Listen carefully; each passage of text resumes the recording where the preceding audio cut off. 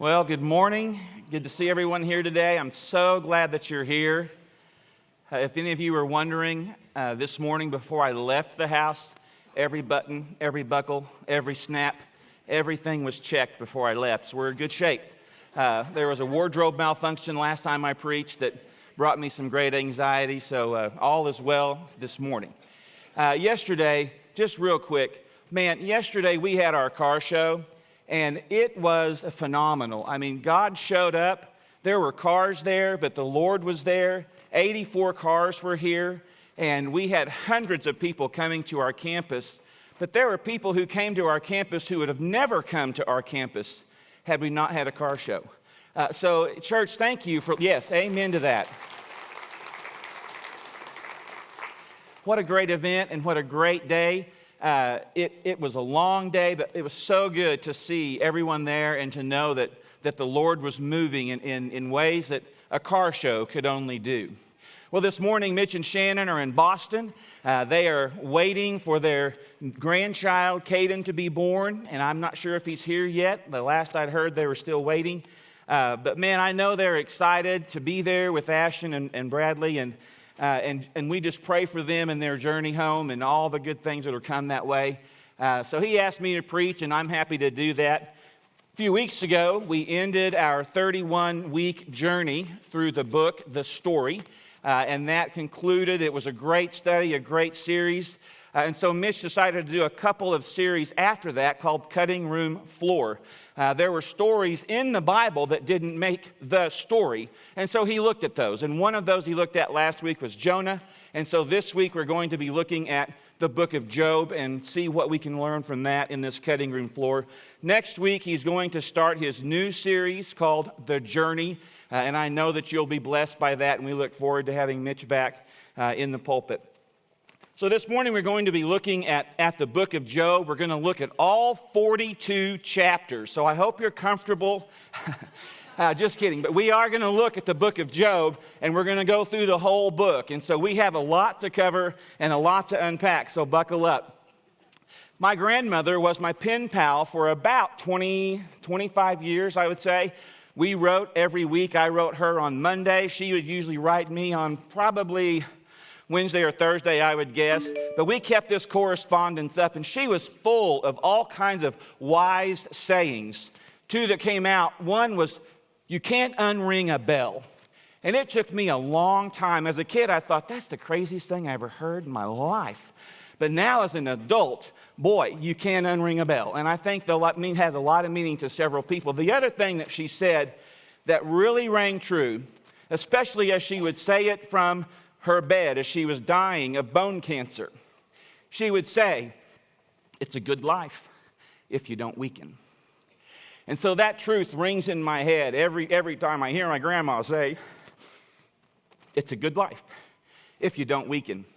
And that brings us to something that is one of the greatest things, one of the greatest questions that we often ask ourselves and that we wonder about, and that is, why do we have to deal with suffering?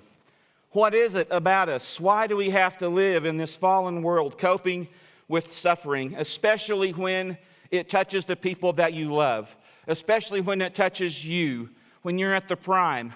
Why do we have to suffer? There seems to be this subconscious idea that really good people who love the Lord, who do all the right things, who do their best to serve Him, should be free from suffering. And that's been a belief held for thousands of years. People hold on to it. They believe it. And when that truth becomes a lie and we see our loved ones suffering, we wonder, what in the world is going on? Why am I suffering? Some of the greatest heroes in the Bible, some of the greatest people in the Bible endured tremendous suffering. And the same is true today. Some of the greatest, most precious people that I've ever known have suffered unimaginably. Suffering touches our lives. You can look at suffering as touching our lives in 4 ways. Oftentimes these 4 ways overlap and intercede, and 1, 2, 3, and 4, they're all together at the same time. But 4 big ways that suffering touches our lives. First, suffering affects our physical health. Whether it's temporary or permanent, we can suffer with physical health. Physically, we can suffer. Secondly, we can suffer mentally whenever our mental health is attacked. And we know that we have stress. We know we have depression. We know we have addiction. All of these things that affect our mental health, and a host of other things when you think about that. Also, we can look at relationships that might be lost or damaged or destroyed as the result of suffering.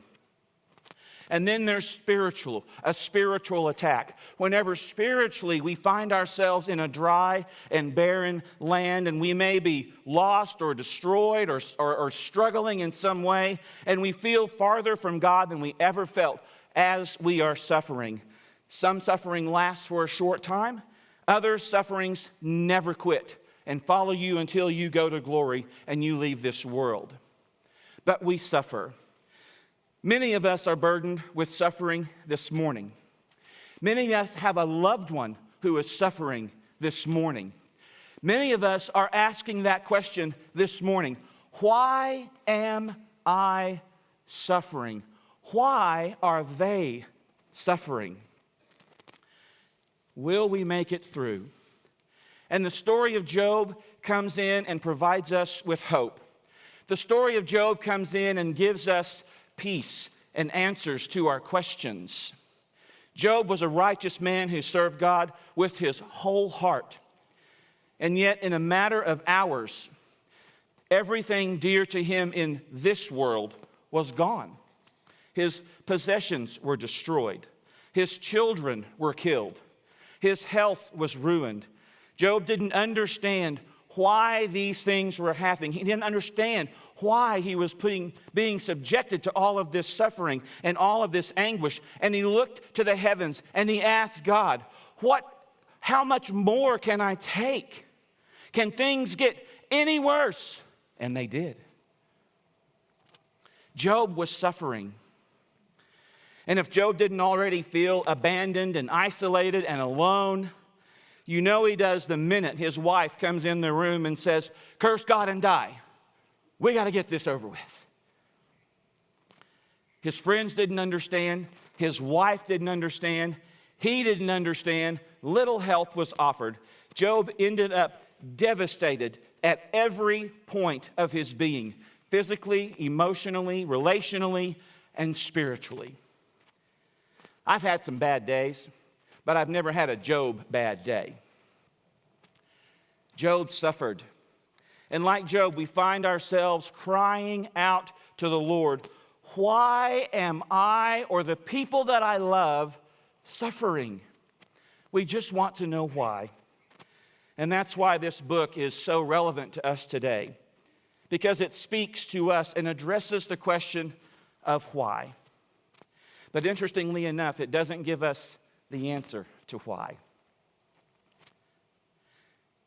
But we realize in this journey of suffering, and we realize through this book of Job, as we watch Job unpack this whole relationship that he's going through, we realize that the wrong questions are being asked. It's not, why are we suffering? How are we suffering? What can we do to end all this? It's not all of that. What Job realizes in this whole journey is that it's not what I know, it's who I know. And that's the big revelation that Job brings to us. It's not the answer to the question of why, it's the answer of who. Who do I turn to? Who do I go to? Who is at the head of this? How can I rest in knowing who? And it was God. It's not what I know, it's who I know. And so he no longer becomes obsessed with the why, and he rests in the fact that he can't actually know. But he does come to understand that it's God who he needs to know. And it's the intimate personal relationship with him that he wants to have.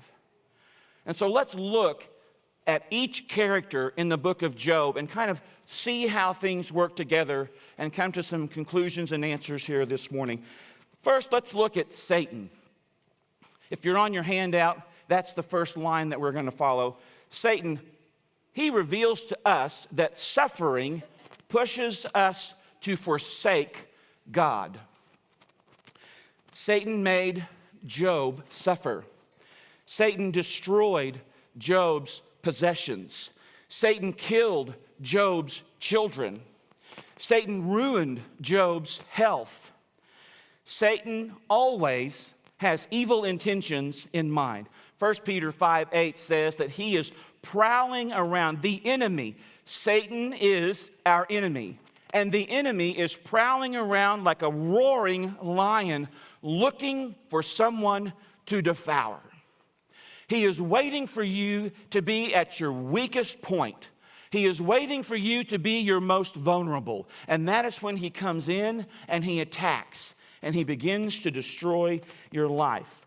Satan wants to destroy your faith. He wants to ruin your relationship with God. He wants to ruin your relationship with your family. He wants to ruin your relationship with your friends. He wants to destroy your health. He wants to destroy your life. His main objective is to drive you as far away from God as humanly possible. He wants to cause problems at work. He wants to cause problems at school. He wants to ruin your reputation. That's what he wants to do. And Job isn't aware, as we are, as we read the book of Job, he's not aware of the heavenly conversation going on.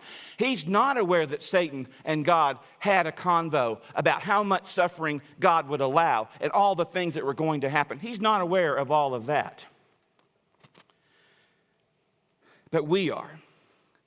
And through this book, we can understand that when bad things happen, we need to remember that there is Satan, the father of lies, and there is God. And it's not what you know, it's who you know.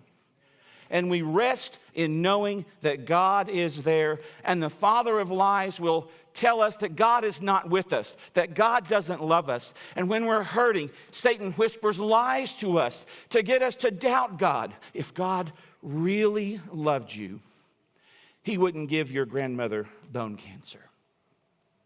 If God really loved you,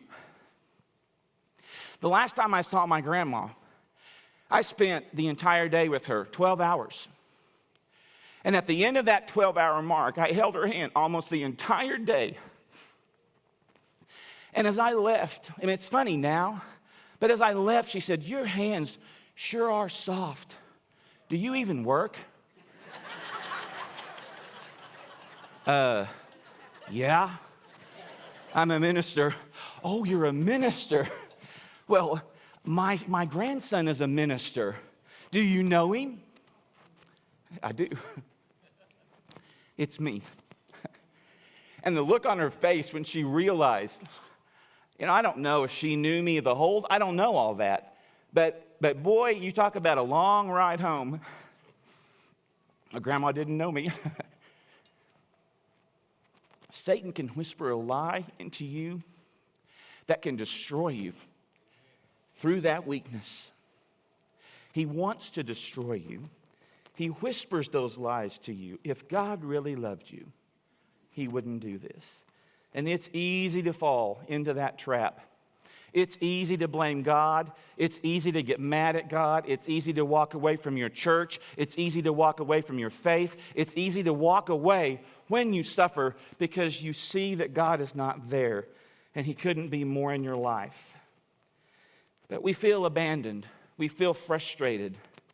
And we begin to doubt God's love for us. We get angry with God. We drift away from God as our emotions overwhelm us. And Satan knows that. And that's what he wants us to do.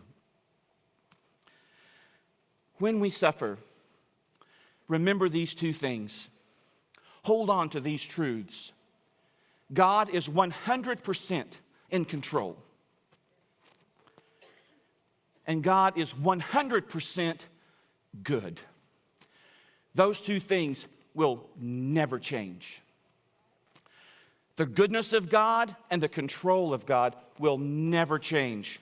And we are His children, and we are loved by God. We are in God's control. We are in God's hand. And no matter what this world does to us, we win in the end because we serve and love God, and He calls us His children. He is 100% good and 100% in control. Now let's look at Job's wife. This poor lady gets a bad rap. I feel sorry for her. But we see through Job's wife that suffering pushes us to our limit. And you know, Job's wife was the ultimate mama bear on attack. Remember, Job's wife was a mother. Job's wife was in charge of all of the slaves and ran that family and ran that household. Everything that happened to Job happened to Job's wife. And then she got to watch her husband physically hurt, crying, tearing his clothes, sitting in ashes. And then he breaks out in these horrible boils all over his body and scraping them with broken pottery, probably the pottery that he threw against the wall in his frustration. She watches all of that. She only speaks once in the story of Job, in Job chapter 2, verse 9.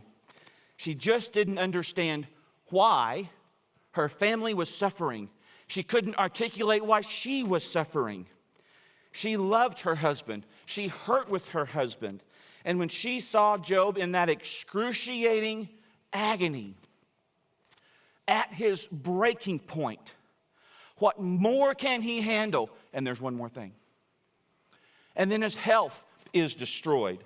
Everything about them has come to a collapse. And when she sees that excruciating agony, she just cries out and says, let's get this over with. Curse God. Admit in your pain, admit in your suffering that God is not with you, and you will die, and this will end.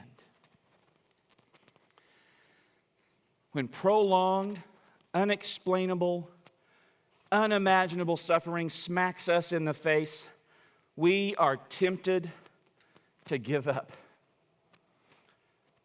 We're tempted to walk away. In our darkest moments, when we watch those that we love the most hurt the most, when we are in our darkest moments and we hurt the most, we are tempted to give up. Suicide is the 12th leading cause of death in the United States. In 2020, remember what happened in 2020? 1.2 million people in the U.S. attempted suicide. Job's wife just wanted it to end. She wanted the pain to stop. If you take your life, the pain will end. Curse God and die. But in Job 2:10, Job says, you are talking like a foolish woman. Job understood, and he held to the truth. 100% in control, 100% God. He held on that no matter how bad things get, no matter how bad you hurt, the answer is not to give up and end the life that God has given you, no matter what. God has a plan for your life. God is writing your story. He can work out this plan for your life even through suffering, and I would even say especially during suffering. Remember what Isaiah chapter 53 verse 3 says. He was a man of sorrows and familiar with suffering. God worked out His perfect plan for Jesus' life through suffering. God worked out His perfect plan for you through Jesus Christ and His suffering. He didn't work that plan out by avoiding suffering. Suffering is going to come. It's going to be here. It's going to be in our life. And God does some of His best work during suffering. So allow God to work in your suffering. Seek God's presence during your pain. The interesting thing as you study the book of Job is you see in chapter 1, we read in the English language, we see God, God, God, God. But when you go back to the original text, in chapter 1 of Job, he refers to God as Elohim, the generic form of God, little g God, if you will. Yes, I worship Him. I offer sacrifices to Him. I do all those things because God is there. He's real. He exists. I love Him. I serve Him. That's in chapter 1, Elohim, God. But then in chapter 42, after all of that suffering, does he call God Elohim? He calls Him Yahweh. The journey he took through suffering was a journey of discovering a God who loved him, a God who invested in him, a God who wanted him. And he saw in that suffering, he went from a man who knew about God to a man who knows God. In your suffering, when you drill down into being in a relationship with God, you learn to just get to know Him, the Yahweh. He is no longer a little g God. He is the intimate God that you can know and have a relationship. Now let's talk about Job's friends. Suffering is punishment for sin. That's kind of the tagline for these friends. If they wore T-shirts to Job's mourning party, that's what they would have worn. At first, Job's three friends, Eliphaz, Bildad, and Zophar, grieve with him. They come as friends do and they hang out and they grieve with him. They're there. They sit in silence and they support him. And they really don't know what to say or what to do. They're kind of sad. They're just like, oh, let's just be here. They were present. And they shared in his pain. But then after about a week, their humanness started to show. And they got really sick and tired of it. And so that's when their humanness came out. And of course, they tried to persuade Job, maybe out of frustration, maybe let's just get this thing over with, that Job was obviously doing something wrong. We've decided that you must have really royally messed things up for God to do this to you. Tell us what it is, and we can help you get rid of it. They tried to persuade Job that his suffering was due to some kind of horrible, terrible, awful sin.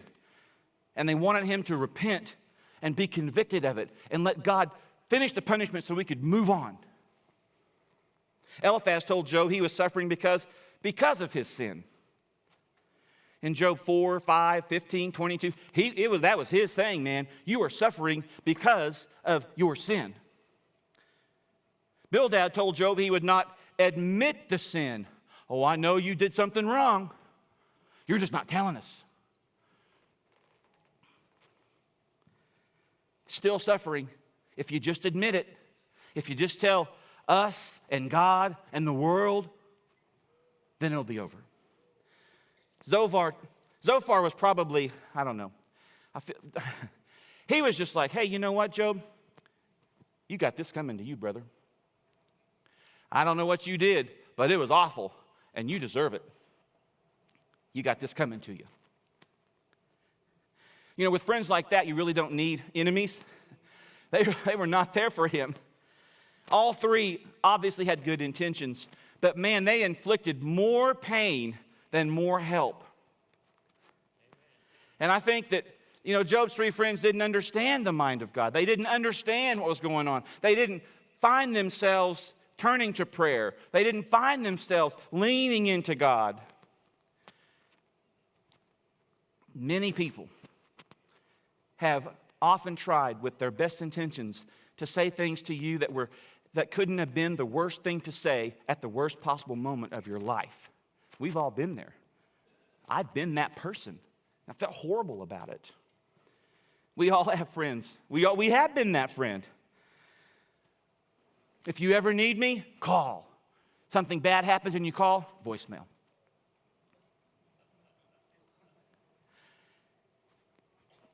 Worse advice, bad advice. Some friends offer self-righteous advice, which is worse than no advice at all, but they don't share in our pain. They don't help us through our suffering. What we really need is a friend to share in our suffering. And in Job chapter 2, verse 3, God stressed that Job was afflicted with suffering without reason. So though his three friends missed the boat on Job's suffering, there was no reason for him to suffer. He was just suffering. And so this myth has exploded that if you do something bad's going to happen to you. Bad things will happen to you, whether you do good things or not. God makes it plain and simple. Suffering is not always the direct result of sin. Suffering is not always our fault. Job's suffering makes no sense to us because we think that bad things aren't supposed to happen to good people. And that's the great irony of Job. Bad things happen to good people who are living in a right relationship with God. We are living in a broken world, and suffering just happens. God's purposes for sufferings are far beyond our understanding. The fourth friend in this story, Elihu. Suffering makes us sensitive to sin. Now, Elihu isn't roped into the other three. He doesn't get punished at the end. He kind of is his own thing. He's a young guy, young kid. His name means he is my God. And he has watched like a tennis match back and forth. He's watched all this stuff unfold. He's watched the three friends try to get Job to convince these sins. He's watched all of that unfold. And then he finally comes in chapter 32 and breaks his silence. And boy, does he break it, because he keeps talking all the way down to chapter 37 without any interruption. He's on a roll. And Elihu repeats some of the things that his three friends had also said. He does some of the same things. He's no doubt tough on Job, perhaps harder than he should have been. But possibly because he was really frustrated with his three friends, or frustrated with Job, or just frustrated with the whole situation. But he does bring up some new things, some new ideas in his little 5-chapter tirade or dispute or discourse, whatever you want to call it. He disputes both the arguments of the three friends that Job's trials were a result of his sin, as well as Job's assertion that God's actions aren't merely arbitrary. Elihu goes on to explain that God uses suffering to reveal or root out unrighteousness. And it's an opportunity when you're suffering to really drill down into yourself as you are approaching the 100% good, 100% in control God. And you're going to Him, root out, cleanse yourself of your sin. When we take communion, we ask God to remove our sins so that we can be in that right communion mind and partake. So affliction should make even a righteous person sensitive to sin and want to have their sins forgiven as we are suffering. And Elihu helps that. I think the greatest contribution that Elihu makes in all of this is that he is preparing Job for his encounter with God. That was his job, I think, and he did a good job. He prepared Job to hear and listen to God. And so in the last part of this book, Job has been waiting to talk to God. He's been wanting to talk to God. He's been wanting to hear from God directly ever since chapter 9. And Elihu encourages him to close his mouth and open his ears and listen to the voice of God that he is about to hear. So while he has his faults, Elihu has things right, generally right. And so that's why he's not condemned like the three friends were at the end. So the Bible shows us that removal of suffering doesn't come despite great faith and fervent prayer. God didn't answer Jesus' threefold prayer in Gethsemane to have that cross removed from him. God didn't answer the Apostle Paul's threefold prayer to have his affliction removed. God didn't answer our threefold prayer for fill in the blank. Good people suffer. And we see in that suffering God's plan. God sometimes has a higher purpose in mind for sufferings we can't comprehend at the time.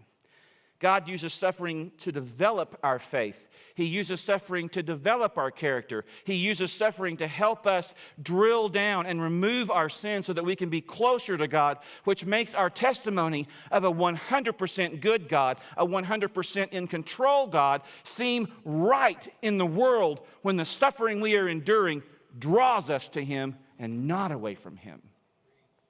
That's what suffering has revealed. It helps us and provides us with hope in this fallen world. And now let's get to Job. Two more. Job shows us that the innocent suffer.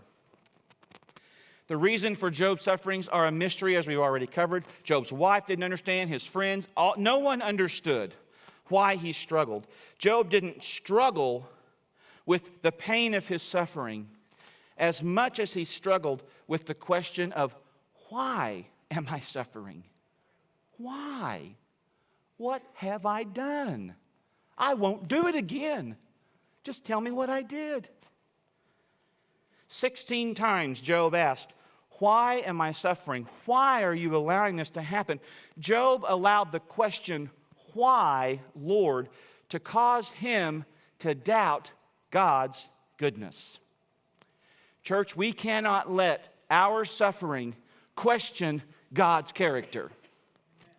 He is 100% good. He is 100% in control. And our suffering should not put that into question. Job asked the question, why? He couldn't find the source of his pain. I just don't understand why. He was overwhelmed with his pain. He was overwhelmed with the situation, and he just couldn't feel God's presence.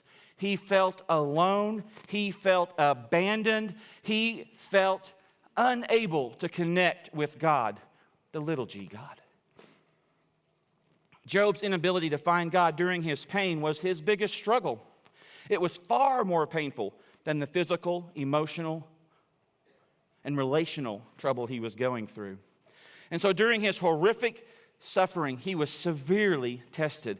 He wavered at times, but he never lost that faith. I don't know if God's there, but I think He is. I don't know if you're there, but I think you are. The most difficult spiritual truth in the book of Job is that God sometimes allows His people to suffer without explanation. As finite human beings, we can't always understand why God lets us suffer. Yet we knowing that rest in that. We rest in knowing that God is all-loving, that God is all-knowing, and that God is all-powerful. We rest in that. Many people wrongly believe that being a Christian, it exempts us from that. It doesn't. Faith in God does not prevent trials. Faith in God gives us a refuge during trials.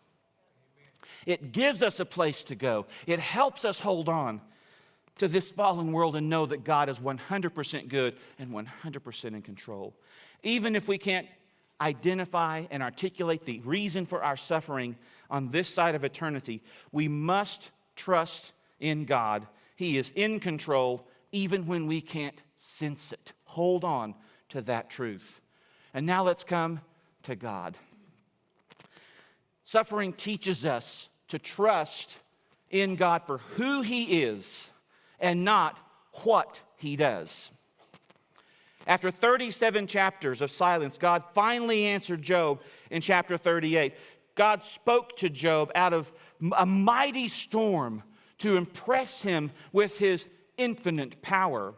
Job wanted to know the answers, but God did not give the answers. Instead, he answered questions that Job didn't even ask. He assured Job that he was in control. He assured Job that he was not alone. He assured Job he knew the reasons for his suffering. He assured Job of the 100%. God taught Job that it's better to know God than to know the answers. And that can be hard to accept in this world. That can be hard to accept when we want to know answers. Job didn't need to know why he was suffering. He just needed to know the who. He needed to know God. He needed to know that God was in control. He needed to know that God loved him. He needed to know that God would be with him in his sufferings and would never turn away from him, would never turn his back from him. He was going to be God 100% all the way through Job's life. Know him. Job needed a new understanding of God, from little g God to Yahweh. And it was through that journey of suffering that he came to know the intimate Yahweh. Rather than tell Job the reasons for his suffering, God assured Job of his love. He assured him of his wisdom. He assured him of his power. And he showed Job that when everything is stripped away from our lives, we have God, and he is enough.